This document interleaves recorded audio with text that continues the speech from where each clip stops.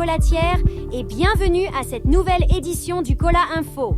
On débute ce matin avec la 3e journée de la MTN Elite One.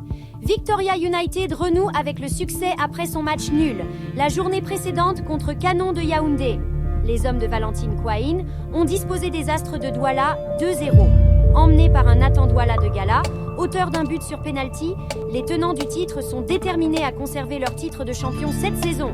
Toujours à Douala, l'Union de Douala s'impose 3-1 face à Young Sports devant un public des grands jours et rejoint seul en tête du classement Victoria United. Les Nassara Kamakai valident ainsi un début de saison presque parfait avec 7 points en 3 matchs. Bamboutos tient sa première victoire de la saison dans le chaudron de Mbouda.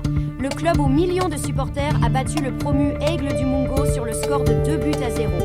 Les Mangwa Boys totalisent 4 points en 3 matchs. Dans le reste des résultats, Canon de Yaoundé a été tenu en échec 1-1 par Stade Renard à Melong.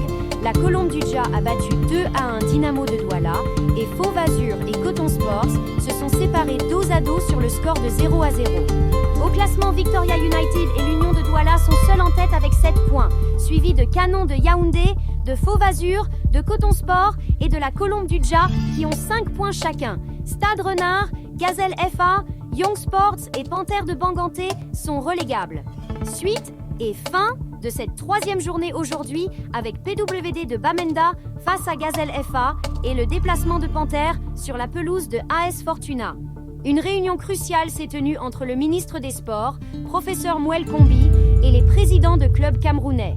Un accord de principe a été trouvé pour la redistribution de la subvention de 560 millions de francs CFA directement par l'État au club. La répartition prévoit 2 tiers pour l'Elite One et 1 tiers pour l'Elite Two. Cette décision nécessite l'approbation du secrétaire général de la présidence. Parallèlement, une subvention de 350 millions de francs CFA a été allouée à la FECAFoot pour l'organisation des championnats 2024-2025. La fédération a déjà reçu 150 millions de francs CFA sur ce montant. Ces fonds serviront à couvrir la logistique, le paiement des arbitres et la location des stades pour les championnats Elite One et Two. En Angleterre, Brian Mbeumo a eu un impact significatif lors du quart de finale de Carabao Cup entre Brentford et Newcastle, malgré la défaite 3-1 de son équipe. Entré en jeu à la 62e minute, l'attaquant camerounais a immédiatement dynamisé l'attaque des Bees. Il a créé 2 occasions nettes, dont une passe décisive pour le but de consolation de Yohan Wissa dans les arrêts de jeu. Sa vivacité et sa qualité technique ont posé des problèmes à la défense de Newcastle. On termine cette édition avec la question du jour. Pensez-vous que Ngannou peut battre John Jones en 2025 si jamais leur combat a lieu? Laissez votre réponse en commentaire et on vous laisse avec Nathan Douala en mode Ronaldinho.